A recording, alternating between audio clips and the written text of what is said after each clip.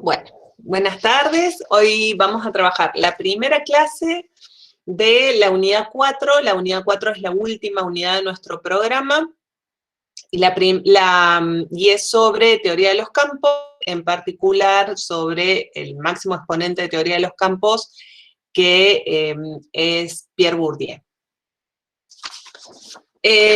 ¿Saben algo de Bourdieu? ¿Ya vieron algo, escucharon algo, saben algo de su trayectoria?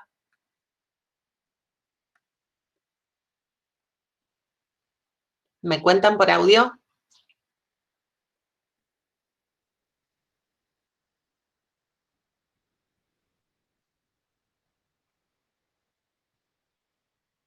¿Nada?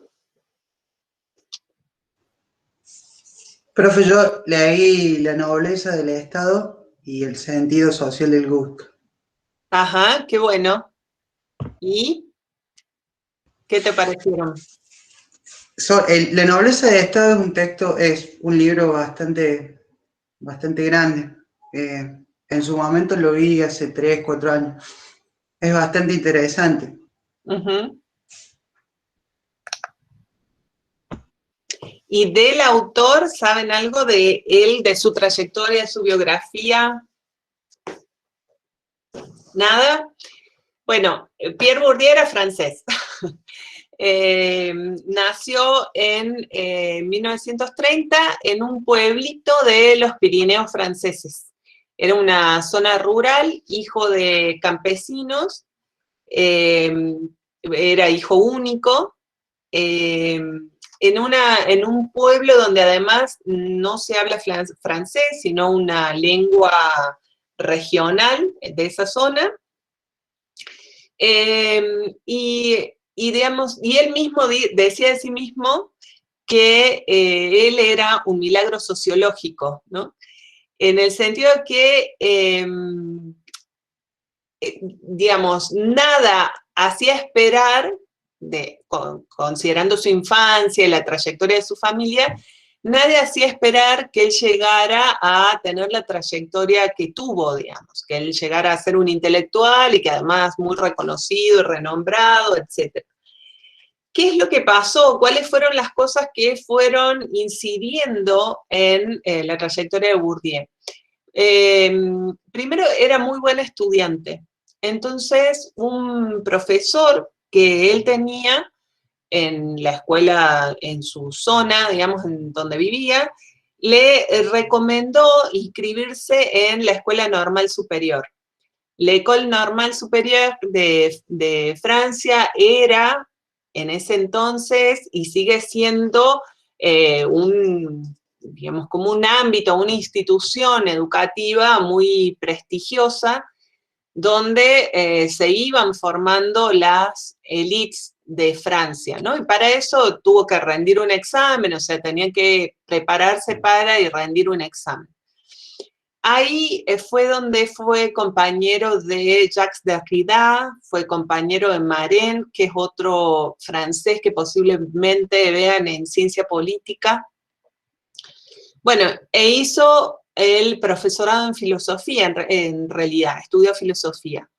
Y después le tocó hacer el servicio militar y lo castigaron en el servicio militar, y como castigo lo mandaron 2 años a Argelia. Piensen que estamos hablando de Francia en la primera mitad del siglo XX, cuando todavía no habían empezado o recién eran incipientes los procesos de descolonización de las colonias que muchos países europeos todavía tenían en África sobre todo, pero en África y en Asia.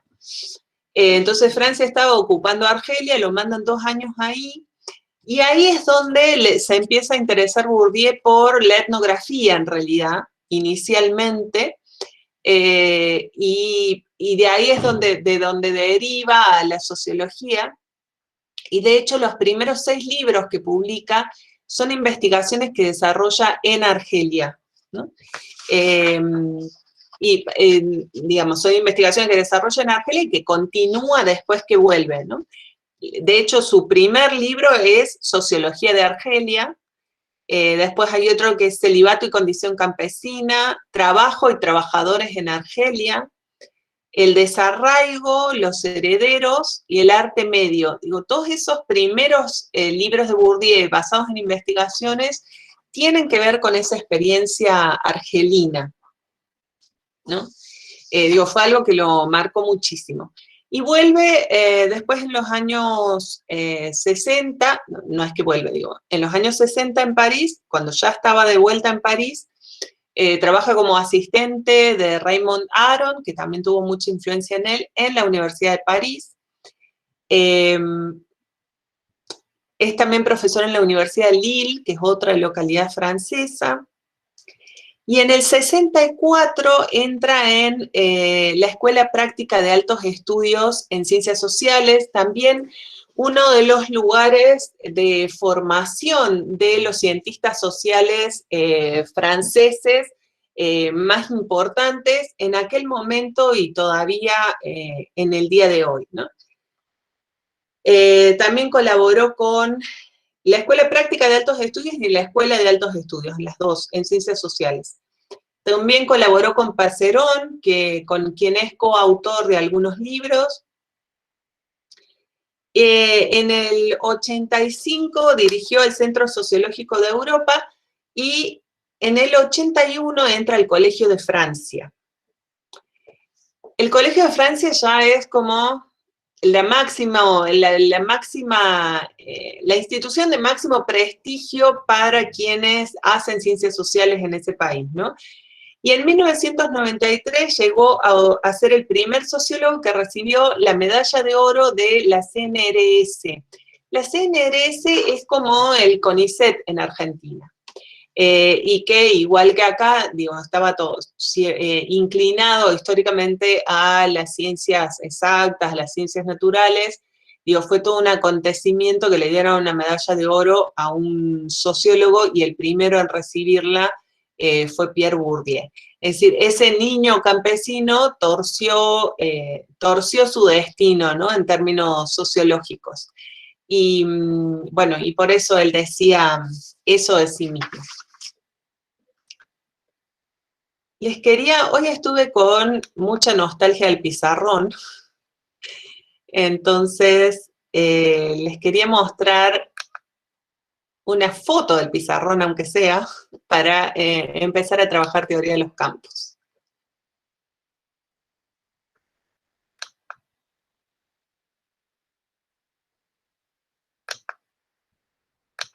Ahí vamos. ¿Lo ven ahí? Recuerden que yo no les estoy viendo, así que cuéntenme por audio, por favor.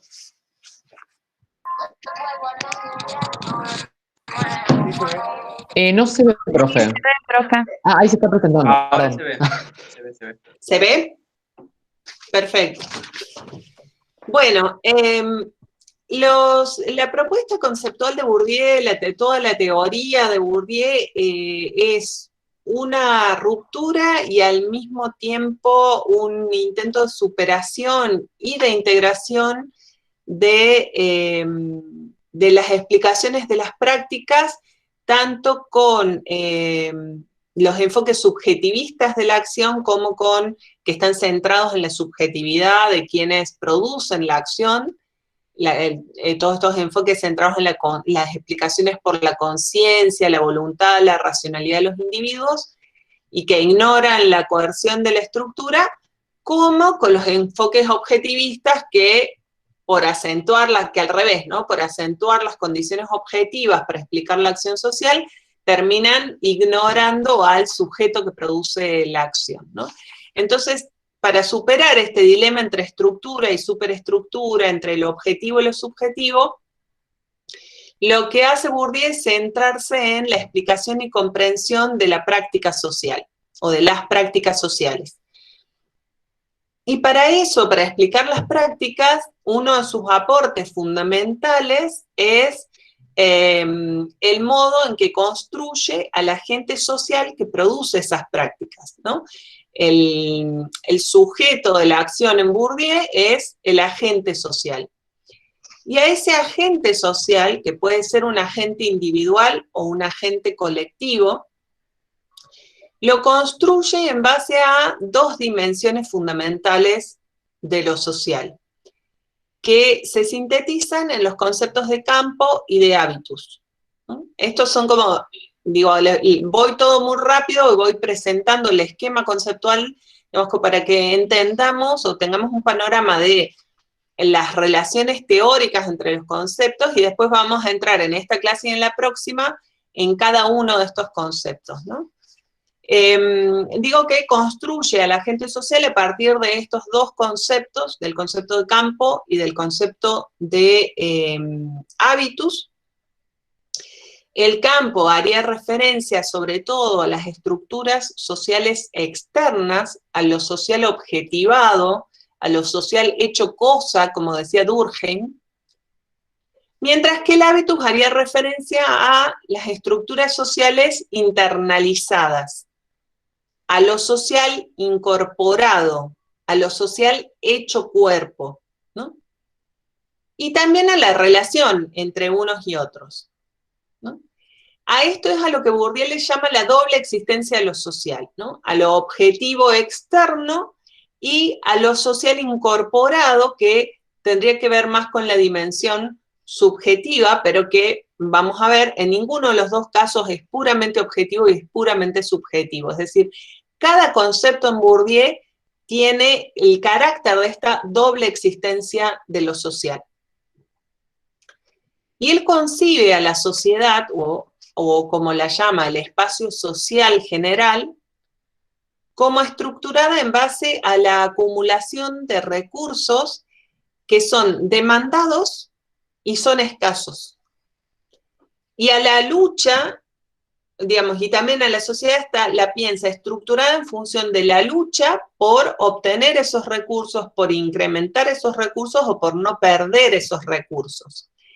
Entonces, en esa línea agonística es que Bourdieu se acerca a Marx, ¿no? En pensar a la sociedad o al espacio social como un espacio de lucha, como un espacio agonístico.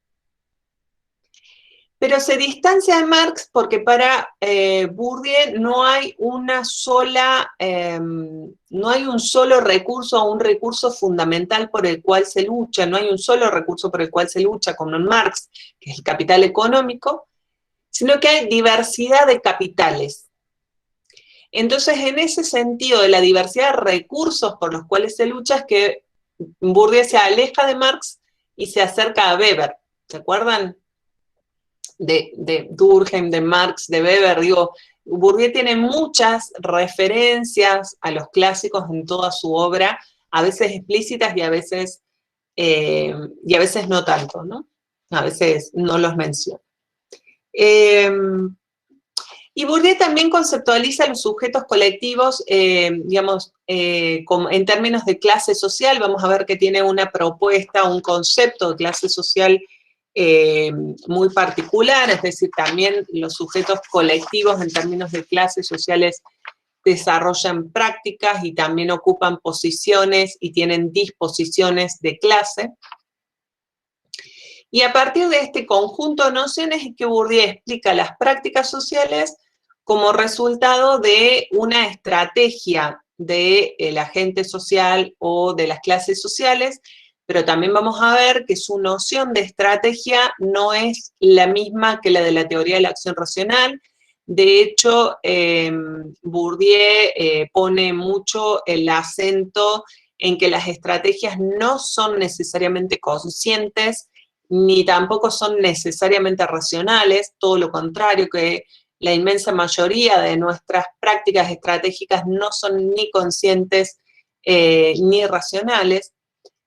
Y esas prácticas, el agente social, definido a partir de su posición en un campo y de su disposición a actuar de determinada manera más que de otra, o su hábitos, digo, ese agente, esas prácticas desarrolladas por ese agente social, se desarrollan en el marco de cierto espacio de posibles, de ciertas condiciones de posibilidad que están determinadas por el espacio social general, y por lo tanto, esas prácticas estratégicas no son cualquier práctica, digamos, la gente no puede hacer cualquier cosa que se le ocurra porque está condicionado, está limitado por esas condiciones, pero al mismo tiempo tampoco es que son, están absolutamente restringidas, no es que esas prácticas son las únicas que pudo llevar adelante, porque esas condiciones o ese espacio de posibles también es eso, es un espacio de posibilidades. Entonces, hay un cierto abanico o posibilidades de acción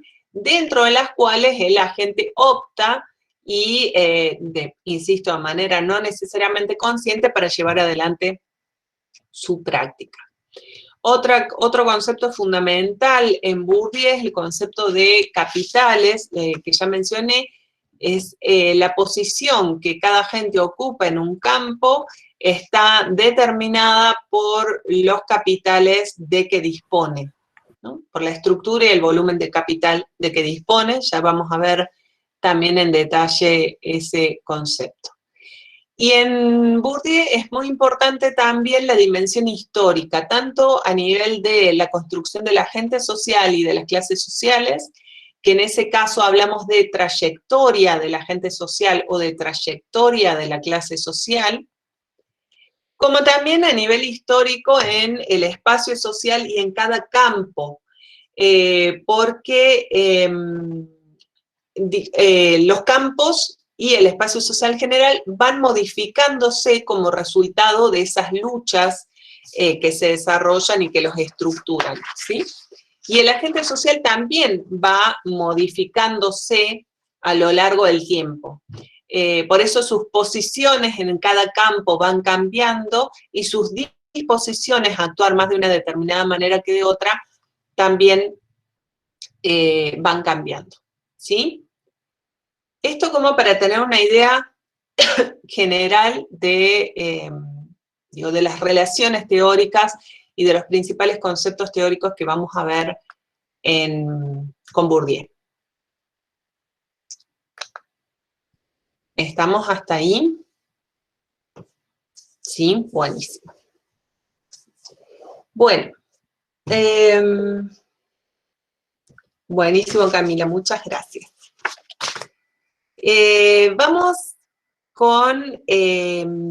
Vamos a empezar. El plan sería que en la clase de hoy trabajemos las dimensiones más objetivas o el grupo de conceptos más objetivos de Bourdieu y que dejemos para la clase que viene lo que tiene que ver más con la dimensión subjetiva. Es decir, hoy centrarnos en espacio social, campo y capitales, y si llegamos a clases sociales, y para la próxima trabajar sobre todo hábitos y sentido práctico y bueno, y esta idea de las prácticas estratégicas, ¿sí? Vamos a ver cómo nos va.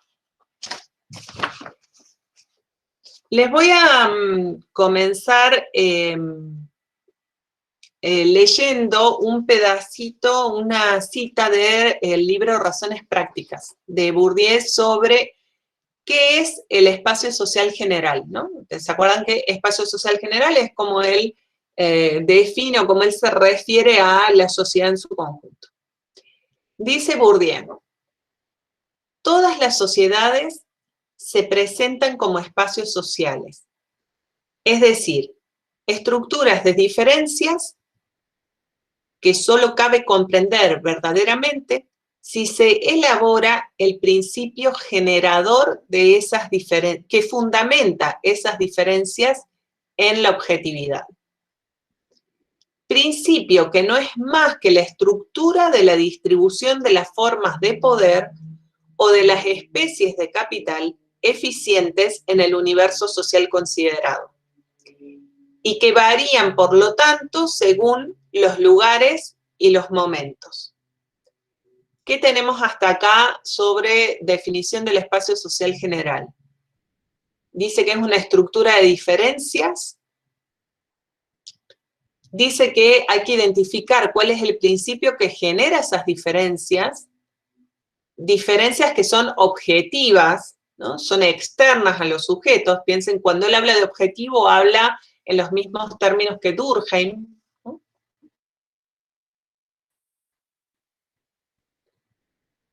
y que la estructura de distribución de, digamos, y que ese principio generador de diferencias no es más que la distribución de las especies de capital con que cuenta cada sujeto, cada agente, y esas especies de capital son formas de poder, ¿no? Piensen son formas de poder hacer que tiene ese agente, es decir, el capital funda o los capitales fundan las posibilidades de acción de los agentes, ¿no? Su poder hacer.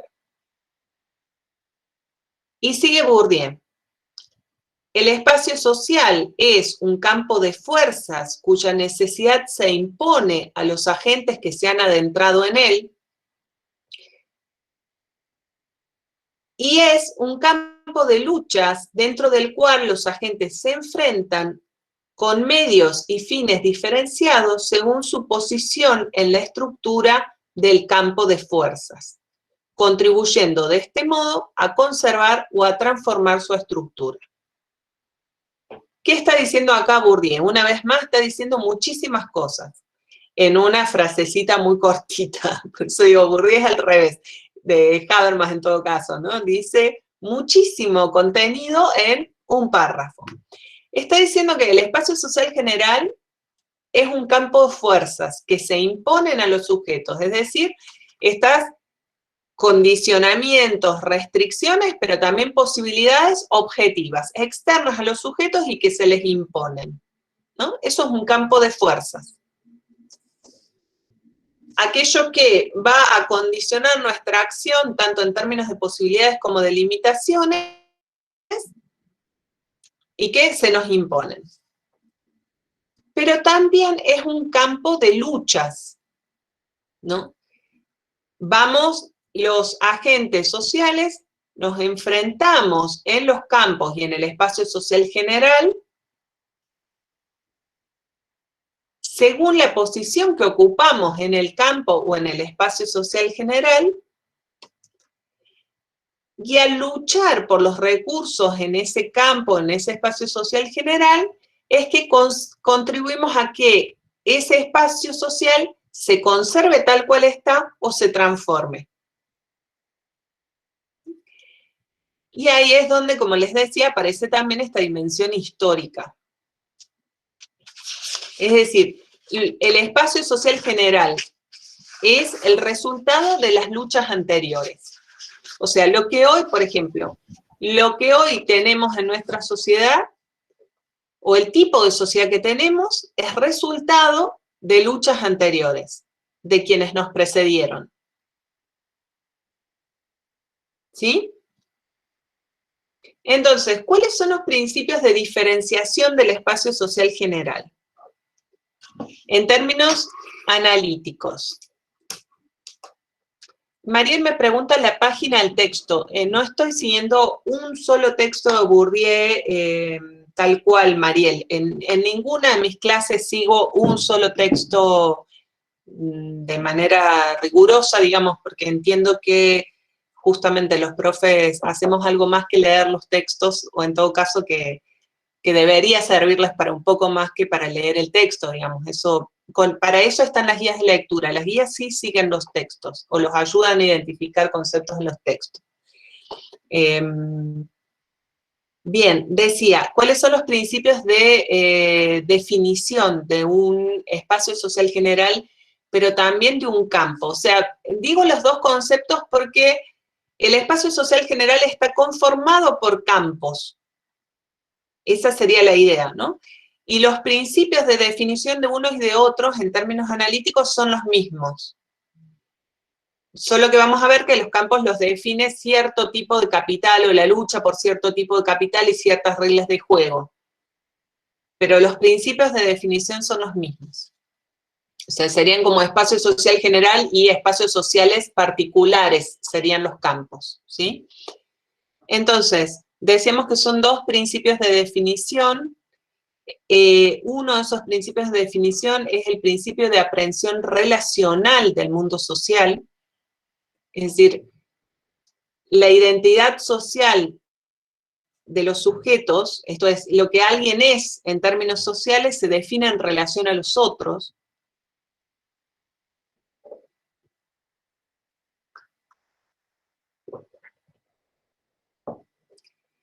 Y el principio de diferenciación social. Los sujetos existen socialmente por la diferencia con los otros, o sea, el tipo de relación que se establece con los otros también es una relación de diferencia, ¿no? En tanto, ocupamos posiciones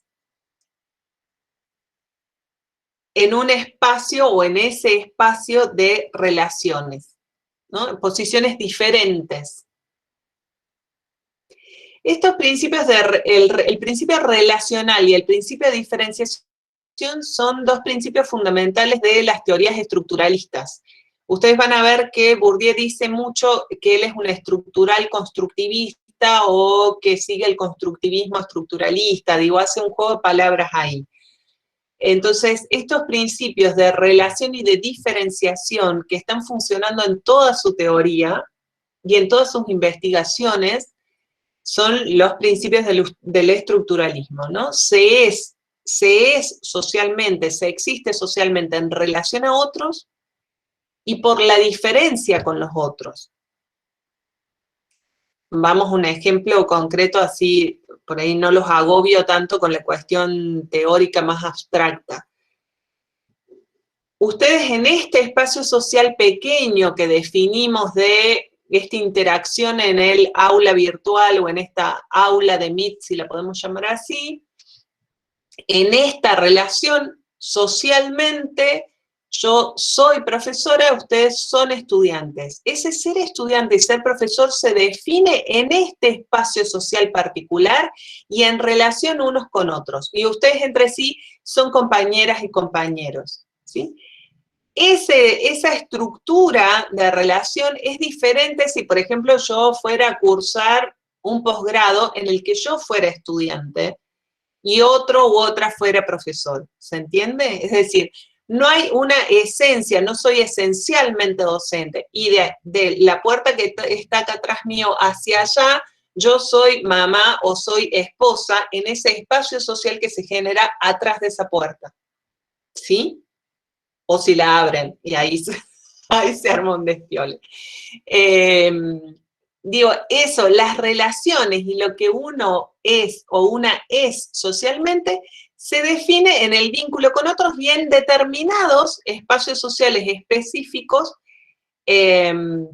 porque no son permanentes tampoco, ¿no? Bien, ¿cómo se construye un espacio social?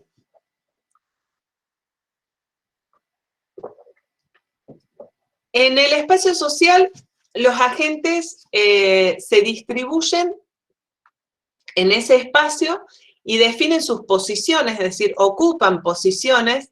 Fíjense cuán geográfica es la metáfora que usa Bourdieu para hablar de la sociedad, ¿no?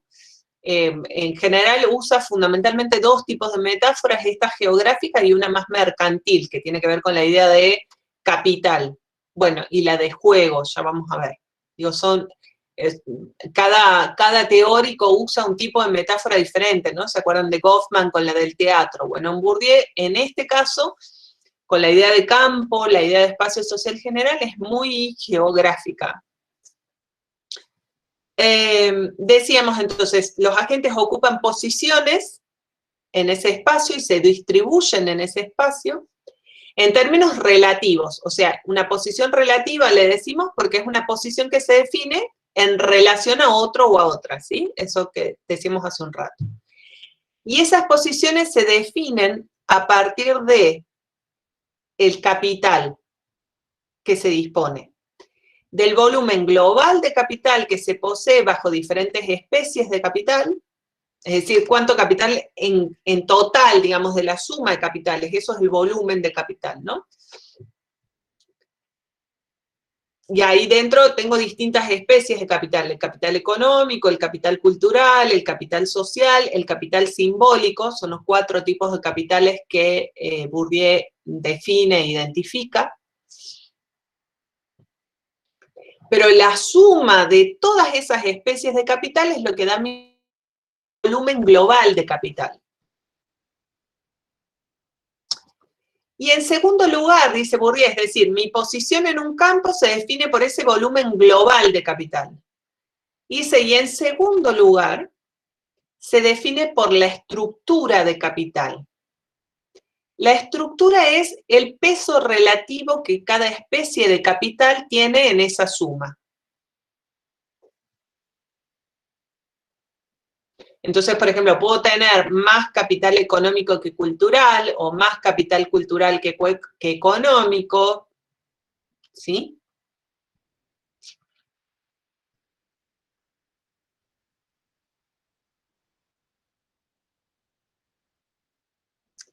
Y hay un tercer factor que determina la posición social de un agente en el espacio social general, ¿no? Estamos todavía hablando en términos globales de la sociedad a nivel global, que es la posición que cada agente ocupa en los respectivos campos, ¿no? Entonces, si es una posición más dominante o más subalterna, en el campo cultural, en el campo económico, en el campo político, en el campo religioso. Entonces, hay tres elementos que definen la posición de un agente dentro del espacio social general, que son el volumen global de capital, esto es la suma de todos sus capitales. En segundo lugar, la estructura de capital, es decir, qué capital pesa más en ese volumen global de capital. Y en tercer lugar, las posiciones que ocupan los diferentes campos de lo social o en los diferentes espacios sociales particulares, que son los campos.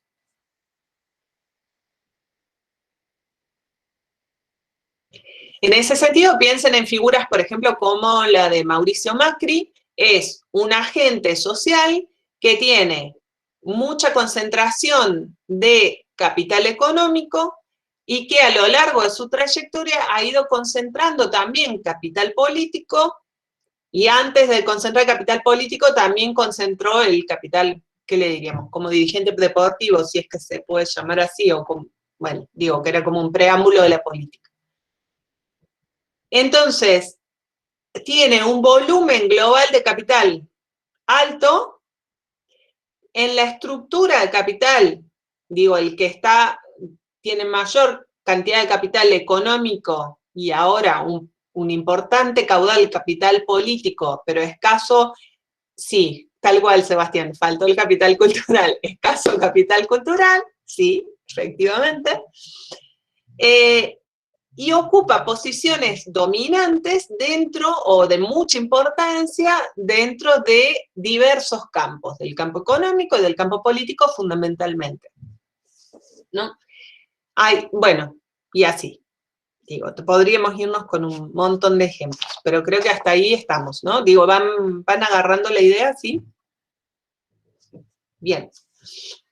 ¿Cómo funcionan nuestras sociedades actuales esta estructuración del espacio social? Como yo les decía, Bourdieu identifica 4 tipos de capitales. El capital económico, bueno, que es lo más evidente, digamos, y el capital cultural, digo que tienen definiciones más evidentes. Pero agrega Bourdieu el capital social y el capital simbólico. En realidad, Bourdieu los plantea como el mismo nivel de capitales en algunos de sus textos, pero en otros textos va a blanquear, me parece a mí, porque creo que es lo que estuvo en el fondo siempre en su planteo, que en realidad el capital social y el capital simbólico son capitales que vuelven más rentables a los dos primeros. Es decir, los vuelven más eficientes a los dos primeros. Más rentables, acá ya nos pasamos a la metáfora económica, ¿no? Más rentables en términos de el poder que otorgan, el poder del cual son principios generadores estos capitales. ¿Por qué digo eso? Porque el capital social hace referencia a las redes de relaciones que tiene una persona, las redes de vínculos sociales que tiene una persona. Y las redes de vínculos o el capital social son lo que hacen. Por un lado, permiten el acceso a mayor capital económico, por ejemplo, ¿no?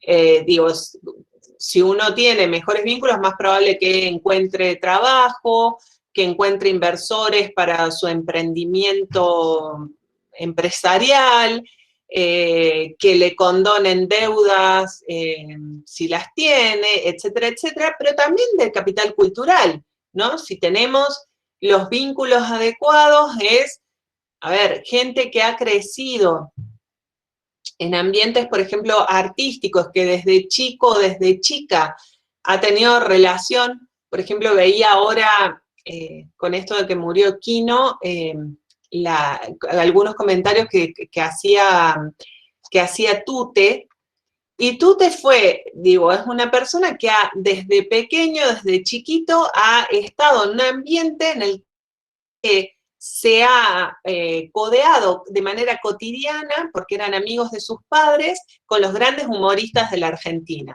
¿no? Entonces, seguramente en términos de capital cultural, eso es un capital, digo, ese capital social le permitió un acceso a un capital cultural diferente que al de una persona que tiene otra historia, con otros padres, en otros lugares de la Argentina, que no tuvo esas posibilidades desde pequeño y que quiere dedicarse al humor gráfico de más grande, ¿sí?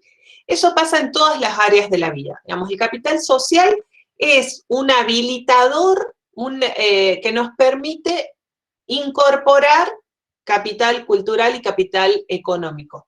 Y no solo incorporarlo, sino que además nos permite que ese capital que poseemos se conozca, ¿sí? En la medida en que tenemos vínculos sociales, nos conoce más gente y esos capitales se conocen, se hacen visibles. En ese sentido, se trata de esto, de un principio que le da rentabilidad o vuelve más rentables a esos capitales. Y con el capital simbólico es el capital de prestigio, dice Bourdieu. Y el prestigio es un reconocimiento.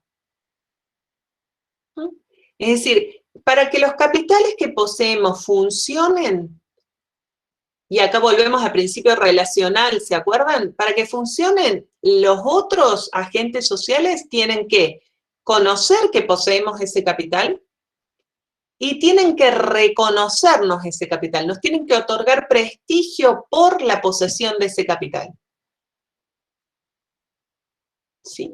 Uno puede tener un currículum descomunal, impecable, precioso, pero si no se sabe que uno tiene o una tiene ese currículum, difícilmente ese capital cultural, en ese caso, resulta rentable. ¿Sí? Difícilmente le vamos a poder sacar rédito. Tenemos que ser reconocidos y reconocidas por ese capital que se posee. ¿Sí?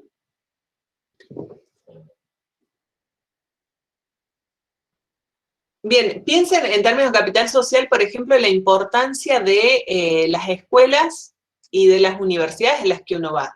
En las escuelas y universidades, digo, en los institutos de educación, uno no solo adquiere capital cultural, uno adquiere fuertemente capital social. Y si no, pregúntenles en Córdoba a quienes son estudiantes del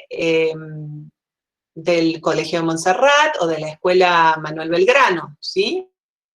O en Buenos Aires, del Nacional Buenos Aires. Por eso tienen 70 años y siguen diciendo, yo soy del Nacional. ¿Sí? Yo soy del Nacional hace referencia no solo a la historia, a la nostalgia por lo que fuimos cuando éramos adolescentes, sino que hace referencia al capital social del que dispongo. Yo me acuerdo que yo soy catamarqueña, vine a estudiar a Córdoba a la universidad. Y yo me acuerdo cuando estábamos terminando la carrera, que empezábamos a hacer trabajitos de nuestra carrera, mi carrera de grado es en comunicación social, empezamos a hacer trabajos de nuestra carrera, digo, pagos con otros compañeros, y con dos compañeros varones que eran cordobeses, y ponían en su currículum, cuando presentábamos currículum, ponían en su currículum la escuela secundaria. Yo decía, pero chicos, hemos hecho mucho más que la escuela secundaria, o sea, ya estamos terminando la universidad, habíamos trabajado mientras estábamos en la universidad en nuestra profesión, o sea, digo, ya muchísimo más para poner que la escuela secundaria. Claro, ellos habían ido a estas 2 escuelas secundarias que les digo, y ahí es donde empecé a entender esta idea del vínculo, de los vínculos sociales, esta idea del capital social de Bourdieu. Ahí lo que estaban haciendo no era poner algo referido a su capital cultural, sino referido también a su capital social. Y esto funciona también, por ejemplo, no sé si vieron hace poquito, salió, creo que la semana pasada, una nota sobre la cantidad de egresados de la UBA que tiene el gobierno nacional en sus primeras líneas, de ministros y secretarios de Estado. ¿Lo vieron? Creo que era una nota en el diario Perfil. Bueno, en términos sociológicos es buenísima, porque tiene datos muy concretos, sumamente interesantes. Es altísimo, no sé si el 90% de los integrantes, de las figuras principales del Gabinete Nacional, de los últimos 3 gestiones de gobierno, es decir, el último gobierno de Cristina Fernández, el de Mauricio Macri y el actual de Alberto Fernández, tienen, no sé si entre un 80 y un 90% de egresados UBA y egresadas UBA, ¿sí? Entonces, fíjense a qué nivel llega la construcción de capital, no solo cultural, porque no podemos decir que solo la Universidad de Buenos Aires es relevante en términos de formación en Argentina, sino de capital social que hasta nos permite integrar gobiernos. ¿O se acuerdan del gobierno de Macri también, que eran muchos ex compañeros de su escuela, de la escuela privada, ¿cómo se llamaba? ¿La escuela en la que fue? Newman. De eso, del cardenal Newman, eso. Bueno, en ese sentido, a eso hace alusión Bourdieu, es decir, es gente que tiene capital cultural, tiene capital económico, pero el capital social lo hace rentable y hace que también contribuye a la adquisición de prestigio, que es el capital simbólico y que es el plus que se suma a los demás capitales. Bien, decíamos que Bourdieu usaba mucho esta metáfora geográfica, ¿no? Entonces, ¿cuál es la relación entre el espacio social general que plantea Bourdieu y el espacio geográfico? El espacio social general no es necesariamente igual al espacio geográfico, ¿no? No lo es en términos analíticos, no lo es en términos teóricos, pero el tipo de sociedades que estamos viviendo, en el tipo de sociedades que estamos viviendo, hay una fuerte tendencia cada vez mayor a que tanto el espacio social general como el geográfico coincidan. Y esto es algo que ya venía observando Bourdieu y que es una tendencia que continúa. Es decir, hay una creciente tendencia a que los acercamientos y las distancias sociales, o sea, en términos sociológicos, coincidan con los acercamientos y las distancias geográficas.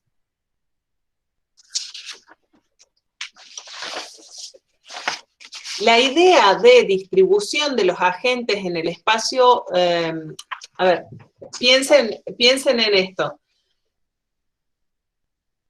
Las sociedades no siempre fueron así, ¿no? No siempre fueron como las conocemos, ni siquiera en Argentina, ni siquiera en Córdoba.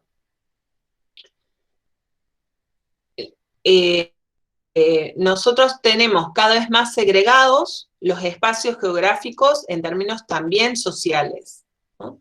Entonces tenemos con su máxima expresión urbana de los countries y los barrios, las ciudades-barrio, ¿no?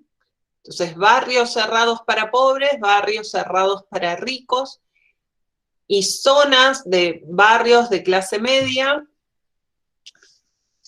y de clase media alta, entonces barrios semiprivados o con esas vigilancias extrañas. Y también tenemos escuelas segregadas, cada vez más segregadas.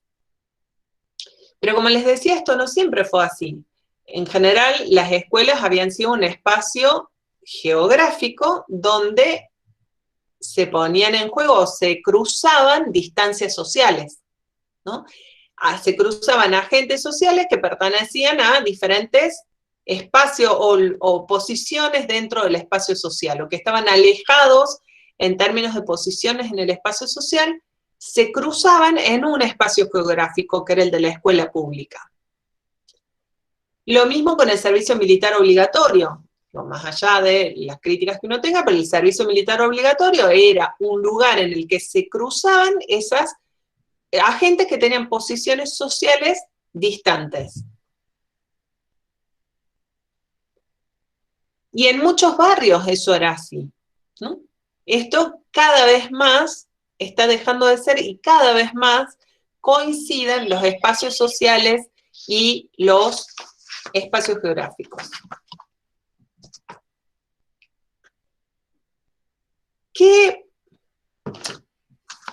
Esta idea de espacio social quiere decir también que, o esta idea de esta diferencia, espacio social y espacio geográfico, para Bourdieu también quiere decir que no se puede juntar a cualquiera, o sea, cualquier agente con cualquier otro agente, en cualquier condición, momento y lugar. Pero no excluye que dadas determinadas circunstancias eso suceda.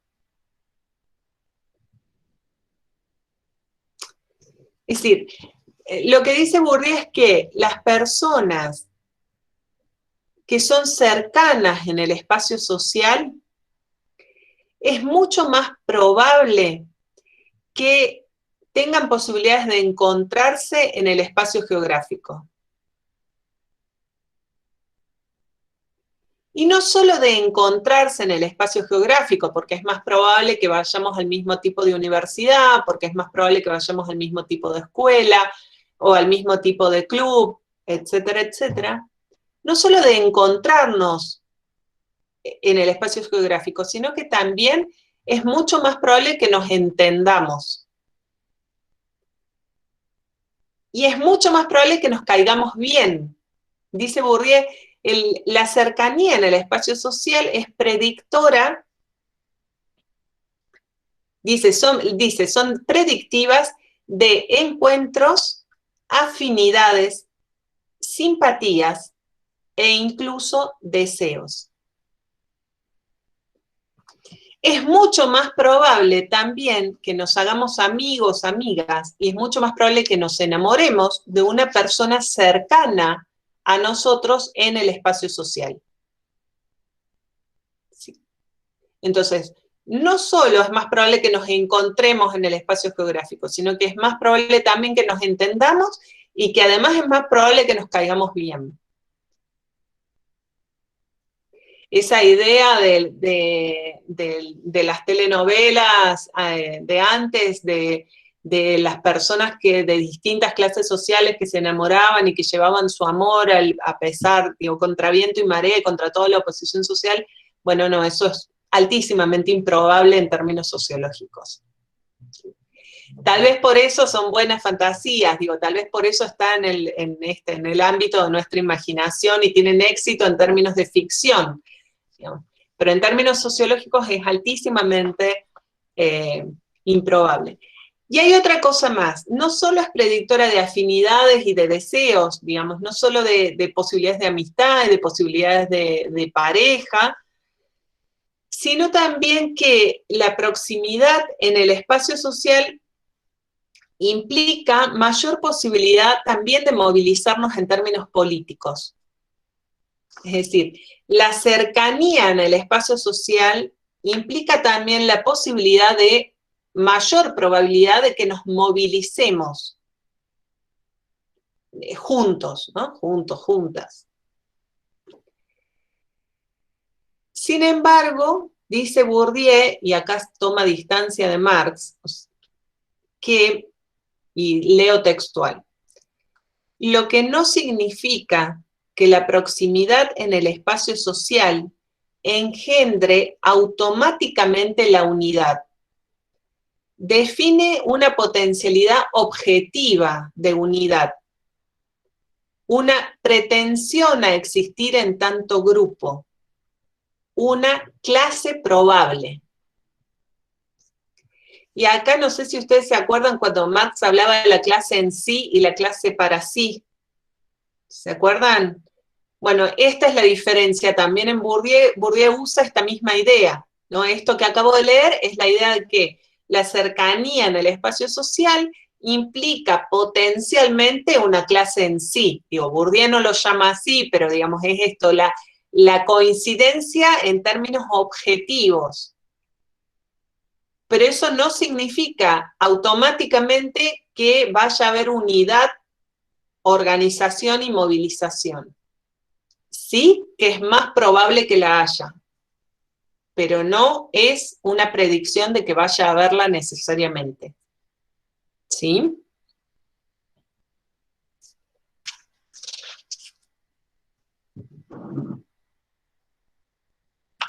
¿Cómo vamos hasta ahí? Bien, bueno. Bueno, vamos a entrarle entonces al concepto de campo. Me alegro mucho. El concepto de campo también, igual que el concepto de espacio social general, también implica una recuperación de Marx y también una ruptura con Marx, ¿no?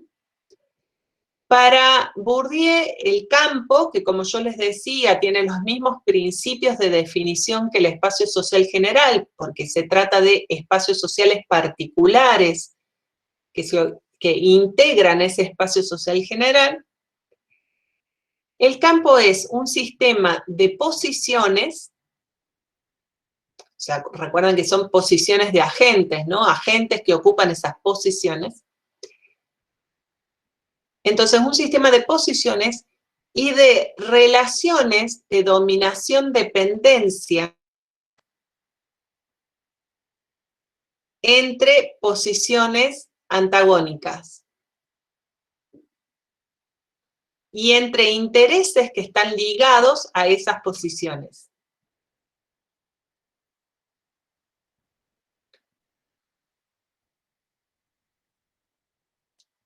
Esas posiciones de los agentes dentro de los campos se definen en base también al control que cada agente tiene de recursos y de propiedades críticas, de lo que Bourdieu llama capitales.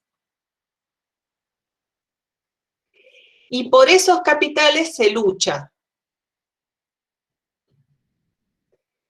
para mantener o mejorar la propia posición de poder relativo, ¿no? Porque si esos capitales son la base del poder que tiene cada agente,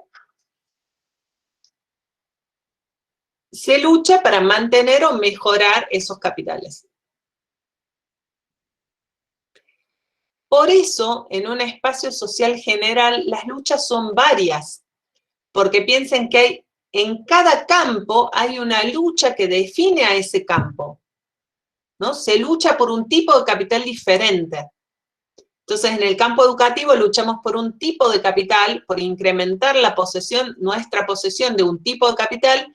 En el campo económico es un capital de otro tipo el que está en juego y por el cual se lucha. En el campo de lo religioso es otro tipo de capital y así sucesivamente en los diferentes campos. En el campo deportivo, en el campo artístico, ¿sí?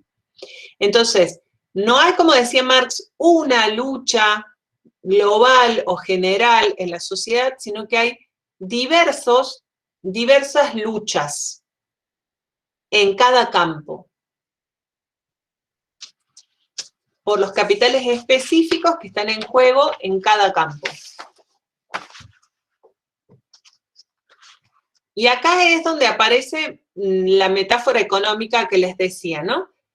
Como en un mercado hay recursos que son apetecibles, que son demandados y que además son escasos, no están a disposición de todos y de todas. Por eso son tan buscados y por eso entramos en competencia por controlar esos recursos, ¿no? Si hubiera para todos y para todas, nadie entraría en competencia porque, digo, sobraría para todos y para todas. El punto es que son escasos, entonces es necesaria la competencia. es necesaria, por eso se genera competencia.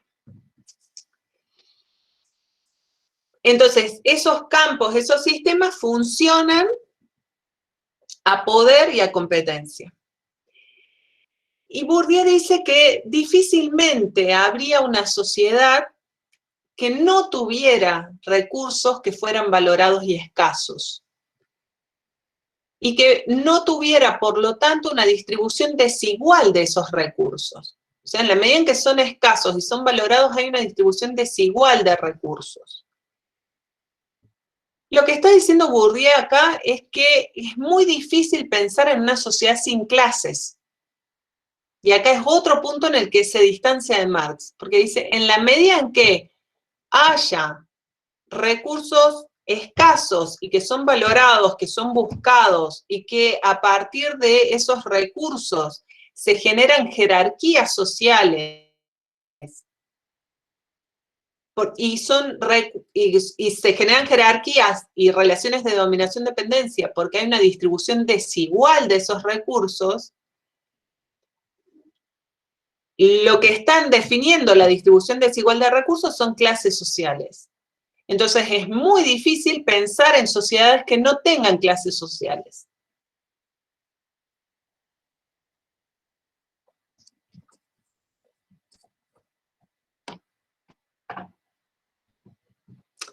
Bien, y a partir de los recursos que se poseen o se controlan, se definen posiciones e intereses en un campo. ¿Sí? Bourdieu la noción de capital la toma de Marx, pero a diferencia de Marx, para Bourdieu lo importante no es solo poseer el capital, porque un capital, como veíamos hace un rato, no es algo que valga por sí mismo, ¿no? Yo puedo poseer capital, pero si no lo conocen o no lo reconocen, no me dan prestigio, por eso me sirve de muy poco.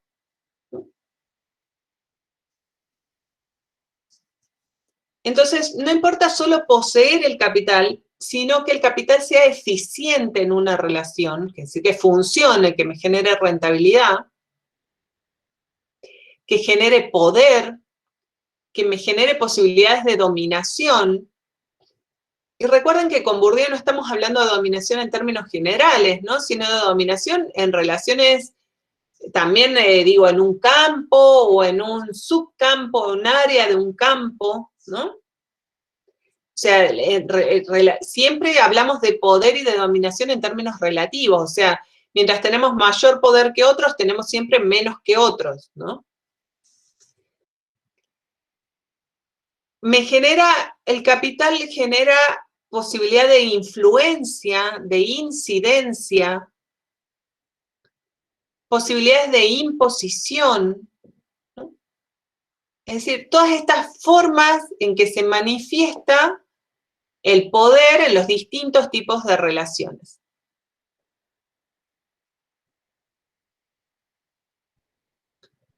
Entonces, no es solo poseer el capital, también es importante administrar y gestionar el capital. O sea, hay personas que tienen mucho poder por un capital que no les pertenece. Por ejemplo, los CEOs de las empresas. El capital no les pertenece, pero tienen mucho poder porque son quienes gestionan y administran ese capital. Quienes lo controlan al capital. Y como decíamos hace un rato, no basta solo poseer o controlar un capital, sino también es necesario que eso se sepa, que eso sea conocido. Y no solo que sea conocido, sino que sea reconocido, ¿no? Que tengamos prestigio, que seamos alguien. ¿Vieron esa expresión del sentido común del ser alguien, ¿no? ¿Tenés que ser alguien en la vida? El ser alguien en la vida es ser alguien reconocido. Alguien a quien se le reconoce una diferencia con respecto a otros. Eso es ser alguien que está en el sentido común, es también trasladable, dice Bourdieu, a la sociología, ¿no? Hay uno es alguien en términos sociológicos en la medida en que nos diferenciamos de los demás por algo que los demás nos reconocen. ¿Sí? O lo contrario, el ¿y vos quién sos? ¿No? El ¿vos quién sos para decir esto? O ¿vos quién sos para hacer esto? O el ¿quién te dio vela en este entierro? El ¿vos quién sos? Es el decir, no sos nadie en términos sociológicos, en términos de identidad social, en términos de diferencia. Y por lo tanto no tenés poder para hablar, decir, hacer. ¿No? Entonces, ahí es donde está en juego el capital simbólico. Es ese lustre, ese brillo, ese reconocimiento, ese prestigio que se otorga a quienes consideramos que son alguien.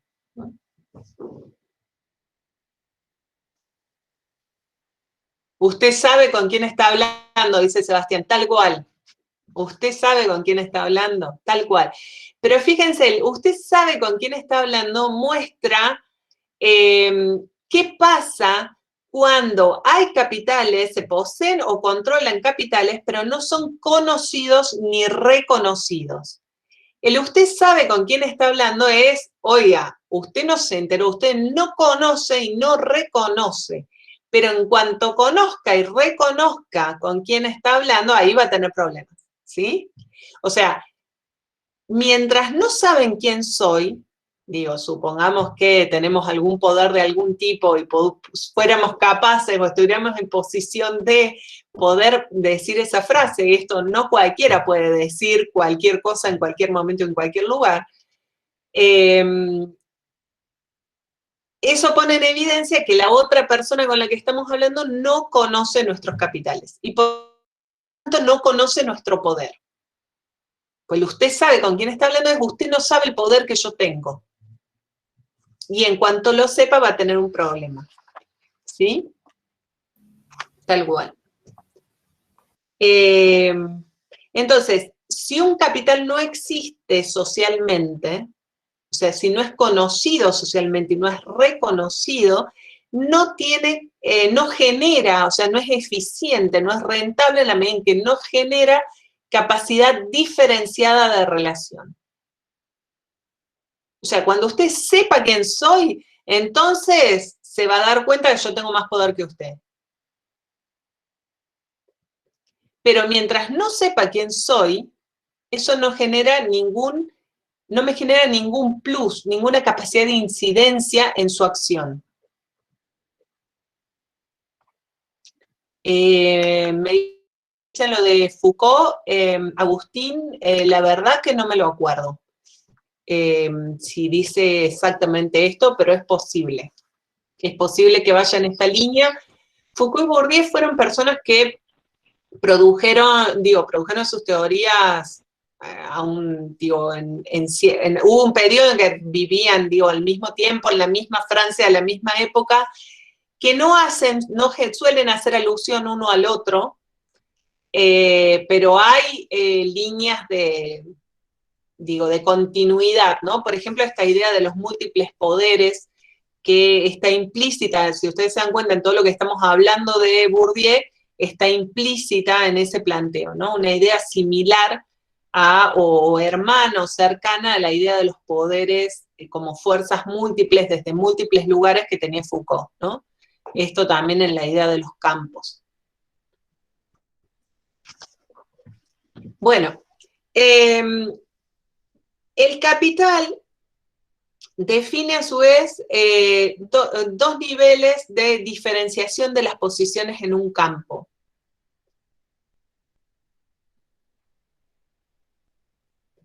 Ahí vamos, Juana, después haceme acordar con tu consulta. Decía, el capital define dos niveles de diferenciación de posiciones en un campo. Por un lado, el primer nivel de diferenciación de posiciones tiene que ver con el modo de relacionarse con el tipo de recurso, el tipo de capital que esté en juego en un campo. Por ejemplo, en el campo literario, los productores, los críticos, los editores, los académicos, las instancias de consagración, por ejemplo, los concursos, los premios, las becas, los públicos, los lectores, se relacionan con el capital que está en juego en ese campo de maneras diferentes, ¿no? Entonces, cada diferente modo de relación con ese capital va a determinar diferentes posiciones en ese campo. Y un segundo nivel de diferenciación de posiciones se va a vincular con el volumen de capital que tengan los agentes que ocupan la misma posición. Por ejemplo, el volumen de capital que tengan distintos escritores, ¿no? Si son escritores de larga trayectoria, son escritores novatos, o son escritores que tienen mucho prestigio, tienen muchos premios, o son escritores que no tienen prestigio, pero son bestseller, ¿no? Entonces generan capital económico.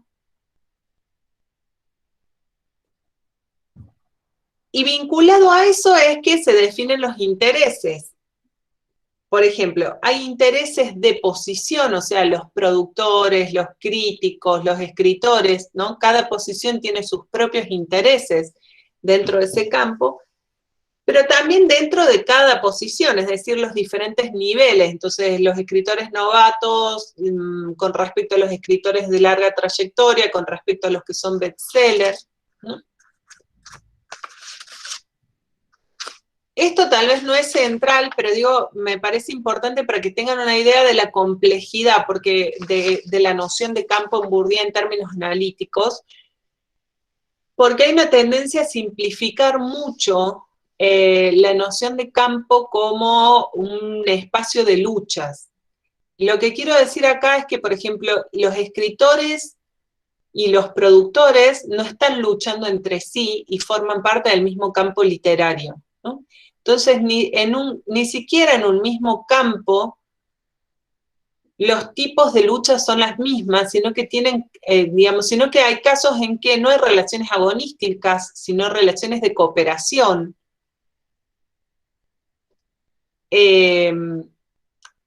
Bueno, eso. Digo, me parece que como idea general para que lo tengan en cuenta, ¿no?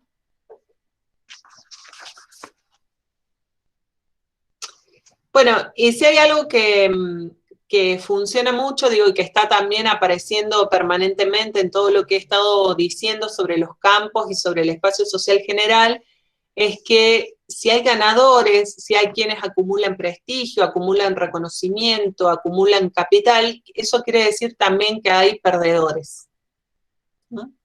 Cuando teníamos clase que solíamos poner música, poníamos siempre esta de solo hay un ganador, la canción de Winner Takes It All, el que gana lo toma todo, bueno, por eso, ¿no? La misma idea en Bourdieu. Si hay ganadores, también hay perdedores, porque son sistemas, los sistemas sociales en Bourdieu, que funcionan con tendencia monopólica, es decir, tienden a anular la competencia. Y eso genera exclusión también. Y hay relaciones de solidaridad y de cooperación en la medida en que eso nos ayuda a incrementar el poder y la capacidad de influencia. Piensen, por ejemplo, en las estrategias de cooperación, no sé, de las cámaras empresarias, ¿no? De las cámaras de empresarios de cierto rubro. En realidad, los empresarios de ese rubro viven compitiendo entre sí, porque tienen la misma área económica, los mismos clientes, los mismos insumos, etcétera, etcétera. Pero a veces, frente al Estado, por ejemplo, necesitan unirse entre sí para plantear reclamos que son de interés de todos, ¿no? Lo mismo con las organizaciones sociales, digo, las alianzas entre organizaciones sociales son cooperaciones para incrementar su poder de influencia, para incrementar su poder de movilización, su capacidad de negociar con el Estado, su capacidad de negociar con los empresarios, etcétera, ¿no? Y dice María Guadalupe, las negociaciones de la ONU sobre financiación a países en vías de desarrollo. ¿Cuál es el ejemplo, Guadalupe? ¿Lo querés contar? ¿Tenés el micro? Sí, pero no hay un ejemplo en particular, sino que es como una dinámica en sí, tipo, cuando hay cualquier tipo de discusión en Naciones Unidas sobre financiación desde países más desarrollados a países en vía de desarrollo, siempre como que se busca la... ¿Y qué gano yo, digamos? O sea, eso nada más. Sí, tal cual. Buenísimo, exacto. Bueno, lo otro que les quería decir también que es importante es que entre los campos, en el espacio social general, pero entre campos, también hay alianzas y hay competencias entre los campos. Piensen siempre que campo es una categoría teórica, ¿no? No es una categoría esencial. O sea, no es que uno en todas las sociedades ve el campo educativo o se ve el campo económico. No es algo que existe en sí mismo, sino que es una categoría analítica. Entonces, es algo que se define a fines analíticos para nuestras investigaciones, nuestros ensayos, etcétera, ¿no? Digo, en Bourdieu todas las categorías son categorías teóricas, que sirven para comprender la realidad, ¿no? Pero son categorías analíticas. Bien, decía que los campos también mantienen relaciones de autonomía relativa. ¿Sí? Hay campos que son más autónomos y hay campos que son más dependientes de otros campos, ¿no? Por ejemplo, piensen en la Universidad Nacional de Córdoba, en sus inicios como colegio mayor de los jesuitas. Digo, era un campo educativo, digo, si pensamos a la universidad como un campo en sí mismo, un campo subordinado al campo de lo religioso. Y cuando se convierte en universidad nacional, comienza o se desliga o se autonomiza el campo de lo religioso, pero sigue teniendo relaciones o manteniendo relaciones de autonomía relativa con el campo de lo político hasta el día de hoy. Y en algún momento también, en el siglo XX, sobre todo en la primera mitad del siglo XX y unos añitos más, todavía tenían mucha incidencia también el campo de lo social, en términos de clases sociales y de vínculos familiares. O sea, bueno, este programa, yo creo que lo puse en el programa, tiene mucho en su perspectiva, porque es mi perspectiva, es la formación que yo tuve, de un profesor que es profesor emérito de la Universidad de Córdoba, que es sociólogo, que se llama Ricardo Costa, y que está jubilado, y Ricardo contaba siempre que cuando él se presentó al primer concurso de la Universidad Nacional de Córdoba, le dijeron, ni te presentes llamándote Costa, ¿no? Porque este cargo lo va a tener, no sé, un fulano que era doble apellido de una familia tradicional de la élite cordobesa. Las cosas funcionaban mucho así en la primera mitad del siglo XX, sobre todo en algunas carreras también, ¿no? Más que en otras. Eso se fue ya, por suerte para todos y para todas, eso dejó de ser, o ya no es tanto como antes, por lo menos. Le digo que jugaban fuertemente estos capitales sociales. Entonces, ¿cuál es la forma de identificar si un campo es autónomo o si tiene mayor o menor autonomía relativa con respecto a otros? Para Bourdieu es la capacidad que tiene un campo de imponer a campo sus propias reglas, ¿no? Y no que definan las reglas exteriores al campo. Ver, entonces, en el campo universitario las propias reglas son las reglas que definen, por ejemplo, los concursos docentes, que están basadas en el currículum de los profes, en su capacidad para dar clases, su bla, bla, bla, ¿no? Su conocimiento acreditado en ese currículum y sus habilidades pedagógicas demostradas en su plan de clase y en la clase pública. ¿En qué medida se pierde autonomía? Si ahí entran a jugar formas de evaluación que tienen que ver, por ejemplo, con la afiliación política de ese docente o con el apellido y por lo tanto la familia de ese docente o, bueno, o algún otro elemento como la capacidad económica de ser docente, digo que no es el caso de las universidades públicas, pero puede serlo en algunas universidades privadas, etcétera, etcétera. ¿Sí? Entonces, ¿en qué medida? Y eso lo mismo para cualquier otro campo, ¿no? ¿En qué medida las decisiones que se toman dentro de un campo se hacen a partir de las propias reglas del campo y no influidos por las reglas de otros campos? Y hay también otro tipo de relaciones entre los campos que, por ejemplo, tienen que ver con la transferencia de capital de un campo a otro. Como cuando hay personas que son dominantes en un campo y transfieren ese capital acumulado que les permite ocupar una posición dominante en un campo hacia otro. Por ejemplo, lo que decíamos, el caso de Macri es un caso impresionante de transferencia de capital, ¿no?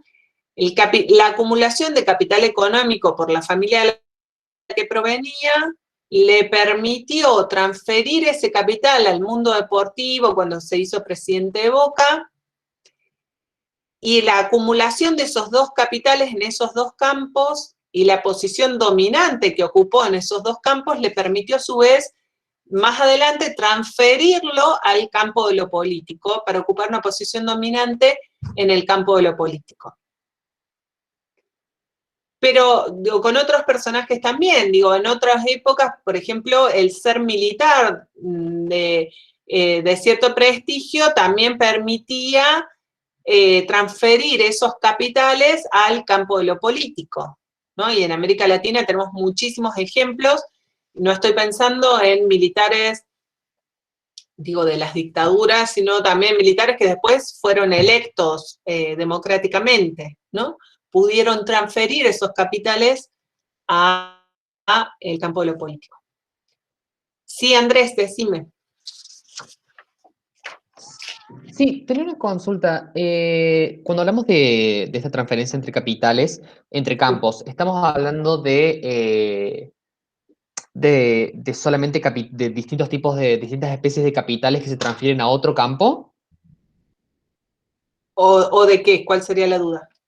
Porque por ahí yo pensaba, por ejemplo, en esto de que, pero bueno, no, justamente no sabía decir un ejemplo apropiado, esto de que, por ejemplo, Cristina Kirchner, que estaba en el Frente para la Victoria, y bueno, en el momento cambió de partido creo que era a Unidad Ciudadana, creo que era el cambio que hizo, o sea, que es como que tenía otro partido de repente, y ahí hizo una transferencia de poder gigantesco hacia otro partido de repente y llevó todo su capital político y lo puso en otro lugar, por ejemplo. ¿Eso está dentro de, como, es un ejemplo o una forma de trasladar capitales?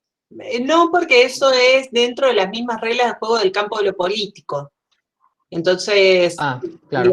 sigue en el mismo campo con el mismo tipo de capital acumulado. Lo que aparece en estos otros casos que yo mencionaba, digo, lo raro de la transferencia de capitales de un campo a otro es que hay como una transmutación del capital, digamos, como si se produjera una alquimia en los capitales. Digo, Bourdieu suele usar también estas figuras, no sé si las usa para este caso en particular, no me acuerdo ahora, pero suele usar estas figuras, ¿no? Que es como si el capital acumulado a nivel de un área se transfiriera y se convirtiera en otra cosa que le sigue permitiendo estar en posición dominante en otro campo diferente, ¿sí? Hay otros casos, por ejemplo, el caso de Fernando Lugo, del expresidente de Paraguay. Ahí lo que trasladó es su prestigio como sacerdote tercermundista al campo de lo político, ¿sí? Entonces, digo, hay muchos casos de transmutaciones de capital, ¿no? El caso de Evo Morales tenía también una capital acumulado como dirigente social que lo reconvirtió como dirigente político. Digo, hay muchos casos de ese tipo de transmutación, digamos, de transfiguración del capital a otros campos y para ocupar el mismo tipo de posiciones, no empezar de cero en el otro campo, eso es lo que quiero decir, ¿no? Pasamos a otro campo, entonces tenemos que, no sé, si pasamos al campo de lo político, empezar militando desde, no sé, desde la Unión de Estudiantes Secundarios, no sé, sino que aparecen ya en una posición dominante al pasarse al otro campo. Eso es la transferencia de capital. Gracias, profe. Agustín, decime.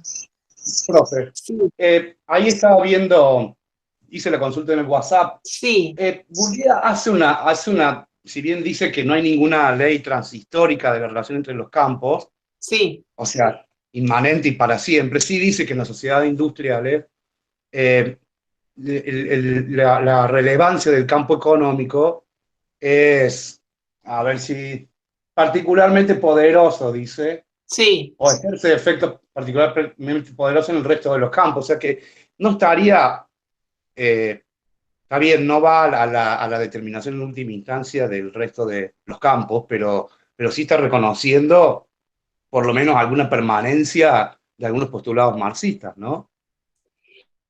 O continuidad, digamos, persistencia, digamos. No, está bueno lo que traes porque yo me olvidé de remarcarlo.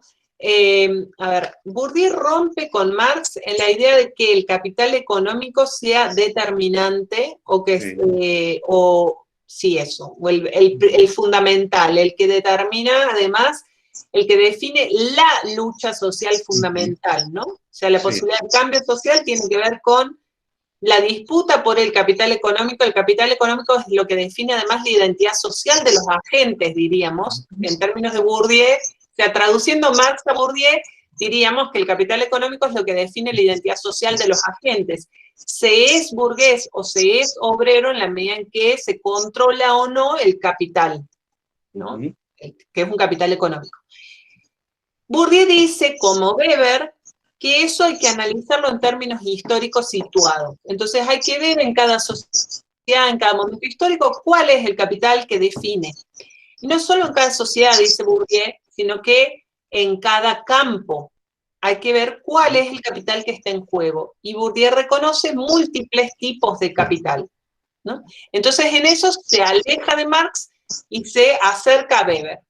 Pero vuelve a alejarse de Weber porque va a decir, de todos esos capitales, múltiples, diversos, en nuestras sociedades actuales, sí es el capital económico el que tiene mayor preponderancia. Ahí está. En general, claro, en general, va a decir Bourdieu, los campos, o sea, el resto de los campos, mantienen relaciones de autonomía relativa y de menor autonomía con respecto al campo de lo económico. Es decir, el campo de lo económico es el que va a incidir en el cultural, en el artístico, hasta en el religioso, ¿no? Incide en los campos más diversos y tal vez menos los otros campos, ¿no? Entonces, el capital económico sí, dice Bourdieu, en nuestras sociedades actuales es un capital más importante o de mayor peso que los demás, pero no es el único. Entonces, eso es, ¿no? Toma distancia de Weber y también toma distancia de Marx. Pero además dice, en nuestras sociedades históricamente actuales, puede que en un futuro sea de otra manera, ¿no? Como lo ha sido en el pasado.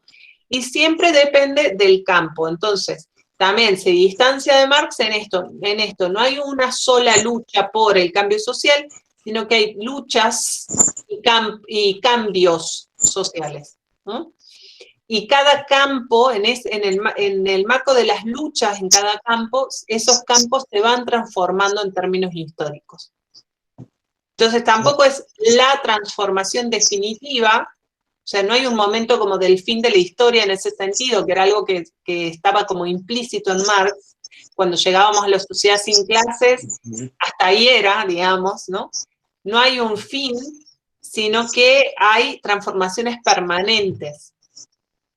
Y no es la transformación global y final de ese campo, ¿sí? Producto de esas luchas. En Bourdieu está mucho más esta idea como de la lucha permanente y la transformación permanente o la conservación. Como también hay luchas para conservar, o hay luchas para retroceder, ¿no? Para retrotraernos a una situación anterior que ya fue modificada, eso también, dentro de cada campo. ¿Sí? Gracias. Ujú. Muy Gracias. bien. Bueno, gente, ¿alguna otra duda, consulta, comentario que les quede? Sí, profe, tengo una duda, entonces no me queda muy claro.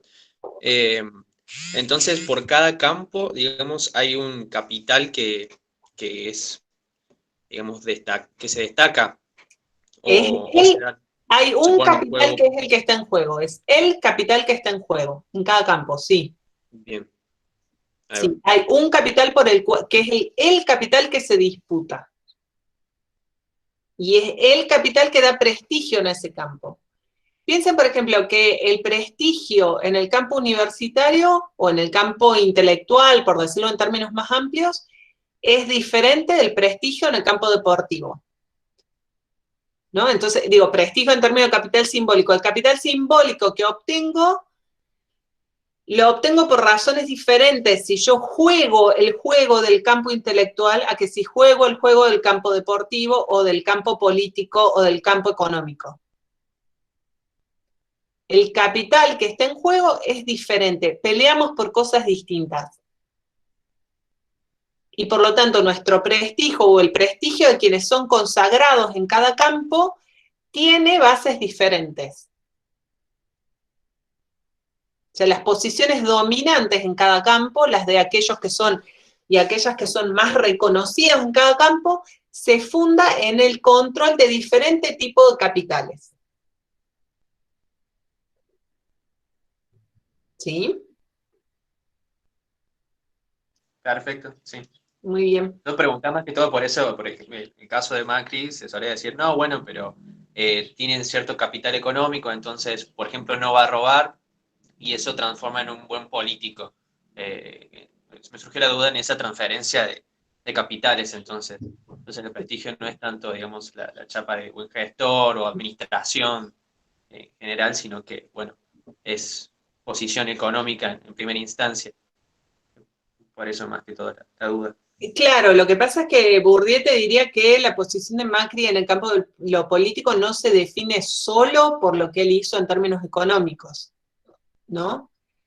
O sea, ese es un plus, digamos, este ejemplo que vos pusiste es algo que algunos de sus votantes daban como argumento, pero eso no quiere decir, ay, gente, mil perdones que estuve todo el tiempo así en la cámara. ¿Todo el tiempo? ¡Ay, disculpen! Desde que yo entré, sí. Me quejo de ustedes que me apagan la cámara y no les veo la cara. Bueno, es que me cambiaron la cámara porque la otra se rompió y se ve que no la estoy manejando muy bien, perdón. Bueno, ¿en qué estábamos? Que eso que vos decías es un ejemplo, un argumento que dan algunos de sus votantes. Pero si siguiendo la teoría Bourdieu, nosotros construyéramos la posición de Macri en el campo de lo político, esa posición no se sostiene solo con su capital económico. De hecho, Macri hizo mucho, digo, más allá de que no sea santo de mi devoción, hizo mucho para ocupar esa posición o para transferir ese capital económico al político.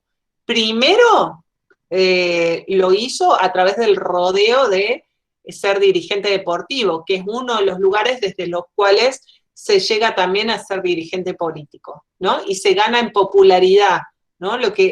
¿Cuál es el capital por el que pelean los políticos? En democracia, por la adhesión de los votantes y de las votantes. Entonces ganó en popularidad al transferir su capital económico al campo deportivo como dirigente deportivo. Pero después construyó una fuerza política. Hay un libro, ¿conocen el libro de Bomaro ¿cómo se llama este libro sobre el PRO? Que cuenta esta historia de los orígenes de PRO, de cómo primero hicieron estas fundaciones o especies de, sí, como de fundaciones, de think tanks, de consultoras, a partir de las cuales fueron construyendo el partido. Bueno, hizo también una captación de dirigentes, o hicieron captación de dirigentes de otras fuerzas políticas que tenían más trayectoria, y también más control del territorio, porque si algo le faltaba a Macri y al PRO en general, en particular, dentro de Cambiemos, de la Alianza Cambiemos, era control del territorio. Por eso que en términos políticos para una votación, digamos, para ganar una elección es importante, entonces por eso fue tan fundamental la alianza con el radicalismo, que sí tenía pies en territorio a nivel nacional. Entonces digo, todos esos elementos que menciono y muchos otros son los que se pusieron en juego para construir su posición en el campo de lo político, ¿no? Entonces, hoy sí tienen mucha más llegada territorial que la que tenían cuando se enfrentaron a las primeras elecciones en Ciudad de Buenos Aires y después a nivel nacional. Pero eso lo fueron construyendo, ¿sí? A eso me refiero. Entonces, eso que vos das es un ejemplo puntual, digo, la forma de construir el análisis de un campo y el análisis de los agentes dentro de un campo tiene muchos otros elementos analíticos desde la perspectiva de Bourdieu. No sé si respondo a tu pregunta. Sí, sí. Ahí va. Gracias. Buenísimo. Nada. ¿Profe? Sí. Yo tengo una Bueno. consulta en relación a lo que aparece en uno de los textos de Bourdieu, que habla del poder que ejerce el Estado como un metacapital, digamos, en el sentido de que hay determinados campos que tienen como una capacidad, digamos, de determinar otros campos con muchísima más presencia, y bueno, y utiliza como este otro concepto de metacapital, que nada, que de alguna manera también interviene en la relación de los campos entre sí, digamos. Sí. ¿Y cuál es tu consulta? No, de cómo se relaciona esto, digamos que estamos hablando de transferencia de los campos, en el sentido de que se puede transferir un capital de un campo al otro, pero también de igual manera quizás esa transferencia no es algo que acontece en un determinado movimiento, como puede ser Macri transfiriéndose al campo político, sino que hay campos determinados que ejercen esa influencia en el poder y en los capitales de forma permanente dentro de su propia dinámica, no como movimiento específico de una gente yéndose a otro campo, etcétera. Está bien. Bueno, acá hay dos cosas. Una, no hay campos que ejerzan esta influencia en general, sino que es el Estado específicamente. O sea, no hay otro campo que sea similar al Estado. De hecho, al Estado Bourdieu no lo conceptualiza como un campo en sí mismo, salvo cuando va a mirar, por esto de que siempre es en términos analíticos, ¿no? Entonces, salvo que lo mire, lo quiera estudiar como un campo, en realidad se trata eso, de una instancia que tiene metacapitales en el sentido que vos decías, que lo explicaste muy bien, en el sentido de que puede incidir en las reglas de juego de los demás campos y en el valor que tienen los capitales y los recursos dentro de los demás campos, ¿no? Y también el Estado es fundamental en la definición de la identidad social de los agentes, ¿no? Por empezar, el Estado es el que nos da los documentos de identidad, ¿no? Pero el Estado es también el que nos da los certificados de salud. El Estado es el que nos da los certificados de buena conducta y se dice si somos buenos ciudadanos o no y si tenemos conflictos con la ley o no. El Estado nos da las certificaciones educativas, entonces acredita nuestros niveles educativos. En ese sentido, el Estado es un metacapital, ¿no? Porque es el que va a normar y arreglar en gran parte tanto las reglas de juego de los campos como la identidad social de los agentes. O sea, somos, en términos de identidad social, en gran parte lo que el Estado dice que somos. Por eso también es tan importante la forma en que el Estado se refiere, por ejemplo, a los beneficiarios de la asistencia social. ¿Mm? Es importante la forma en que el Estado establece vínculos con sus ciudadanos, en términos de, por ejemplo, cuando estamos hablando de políticas sociales, si hay que, para acceder a determinada asistencia del Estado, tengo que presentar contraprestaciones o no, ¿no? Entonces va conceptualizando, va construyendo la identidad social de los agentes como personas responsables, autónomas, independientes o no, como dependientes, como sospechosas, ¿sí? Bueno, ni hablar que el Estado tiene el monopolio de la violencia legítima, que eso ya lo decía Weber, pero Bourdieu trabaja mucho y tiene trabajos muy interesantes en ese sentido sobre que el Estado ejerce el monopolio de la violencia simbólica legítima.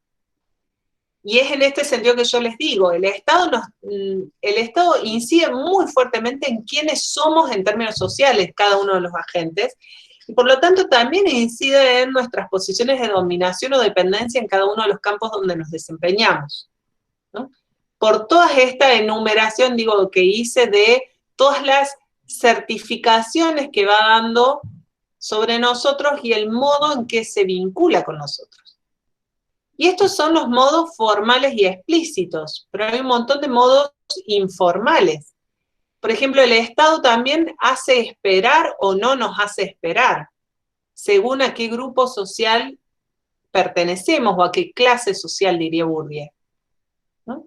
Hay ciudadanos, hay trabajos súper interesantes de Javier Aullero, pero ahora, por ejemplo, también Mario Pechen y de la UBA, que trabajan sobre la espera. Y los trabajos sociológicos y antropológicos sobre la espera, bueno, a mí siempre me llamaron muchísimo la atención, son sumamente interesantes, y lo que muestran es cómo las clases bajas esperan, o sea, y pasan muchísimo más tiempo de su vida esperando que las clases medias y las clases altas.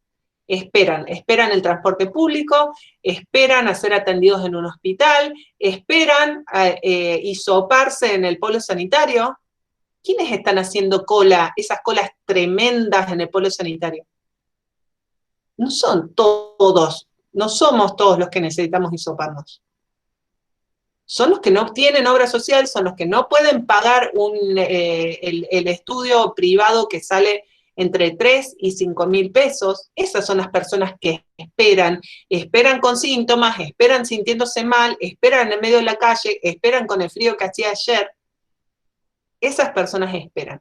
Digo, entonces hay niveles formales, como todas las certificaciones que mencioné, pero también hay muchos niveles informales en que el Estado ejerce violencia simbólica legítima. Por eso como ese plus, esa vuelta de tuerca que le da Bourdieu al concepto inicial de Weber de la violencia física legítima, del monopolio de la violencia física legítima, es sumamente interesante también en ese sentido. Lo otro que te iba a decir, Juana, es que, pero eso no tiene que ver con la transferencia de capital, no necesariamente. La transferencia de capital es resultado de las estrategias de los agentes. Hasta donde yo sé, no conozco ejemplos de transferencia de capital o por iniciativa del Estado, digamos. O en todo caso son casos más sutiles, no sé, eso habría que verlo como más específicamente, pero no necesariamente una cosa va junto con la otra, eso quería decir. Entonces, estaba bien como la línea de análisis que hiciste, no el cruce, eso quiero decir.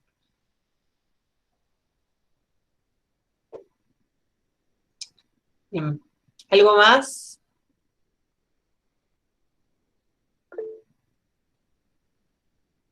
Sí, Damián, que decís que te acordaste de algo muy lindo sobre el libro Nobleza de Estado, ¿qué era?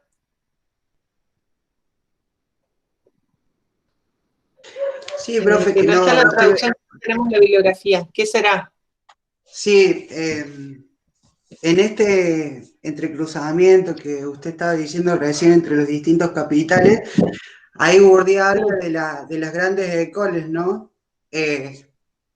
¿De las grandes qué? De las grandes écoles, digamos, de los estudiantes que el día de mañana van a formar parte de la gran administración pública.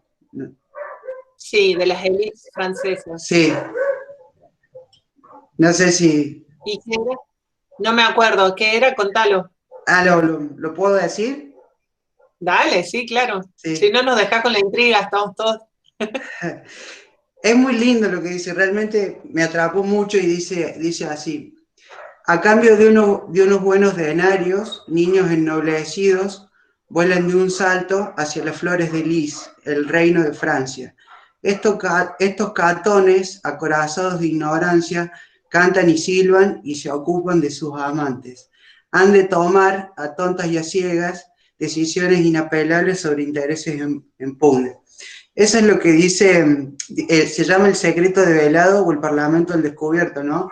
Y sirve justamente para denunciar, digamos, bueno, usted decía recién de la consagración, y acá en Argentina, por ejemplo, el Colegio Nacional, ¿no? Y en Córdoba también, bueno, el Montserrat y el Nacional, ¿no? Ahí, digamos, se ve cómo juega el capital simbólico y el capital económico, ¿no? Totalmente, totalmente. Bueno, digo, también Bourdieu, digo, lo que leíste o dijiste de memoria, no sé, pero está lleno de sátira, digo, también es así como ácido, sumamente ácido, porque él también fue a una gran école y él en realidad lo que está haciendo es criticarlos a sus compañeritos que venían de otras clases sociales, o sea, los compañeritos que venían de la clase social que se suponía que tenía que llegar a esa escuela, no como él, que fue como un trasplantado en esa escuela, ¿no? Pero bueno, digo, también Bourdieu y sus inquinas, pero más allá de eso, sí, es súper interesante sobre las formas de creación de las élites también, y de quienes definen los rumbos en las sociedades. Digo, por eso les recomendaba si pueden encontrar esa nota que creo que era de perfil de la semana pasada, sobre la composición de las tres gestiones de gobierno, porque digo, son gestiones de gobierno con diferentes orientaciones políticas, pero lo que está mostrando en términos objetivos, cuando uno mira a qué universidad fueron, bueno, qué género, ni hablar, ¿no? Es una inmensa cantidad, mayoría de varones en las tres gestiones. ¿Y de qué provincia o de qué ciudad son? Son una inmensa mayoría de Ciudad de Buenos Aires y provincia de Buenos Aires. Hay 1, 2, 3 del resto de las provincias del país, o sea, de todo el resto del país. Y hasta qué profesión, o sea, una inmensa mayoría de abogados. Entonces, digo, que eso habla a nivel objetivo de cómo se configura la élite política en Argentina, ¿no? En términos objetivos. ¿Quiénes son la élite política? Pero se podría hacer el mismo estudio sobre los dirigentes empresariales, sobre las élites económicas del país y así, ¿no? Bueno, en ese sentido es súper interesante para pensar estas cosas que dice Bourdieu, más allá de lo evidente. Entonces, más allá, por ejemplo, de la orientación política, cuando uno habla de gobiernos. Bien. Bueno, gente, ya nos estamos tomando tiempo en la clase práctica, pero podemos cortar acá y en el próximo lunes cerramos Bourdieu ya trabajando más hábitos y sentido práctico, ¿sí? 6:17, ¿les parece que volvamos 6:25 a la clase práctica? Y seguimos charlando de Bourdieu, mastíquenlo, léanlo y me hacen más preguntas el lunes que viene. Profe, tengo una pregunta de la siguiente clase. ¿Cómo? Tengo una pregunta de la siguiente clase porque creo que dijiste el próximo lunes y hoy justo veía el calendario de la Facu y dice que es feriado, pero ¿vamos a tener el 19 o el 12? No, el 19, el próximo lunes que tengamos clase, ¿no? El 12 es feriado. Ah, de una, gracias. Estamos en la casa, todo lo que quieran, pero el feriado sigue siendo feriado, así que sí, el 19. Bueno, gente, cortemos 6 minutitos, 7 minutitos, 6:25, largamos la clase práctica, ¿sí? Sí, nos vemos ahí. Dale, hasta luego.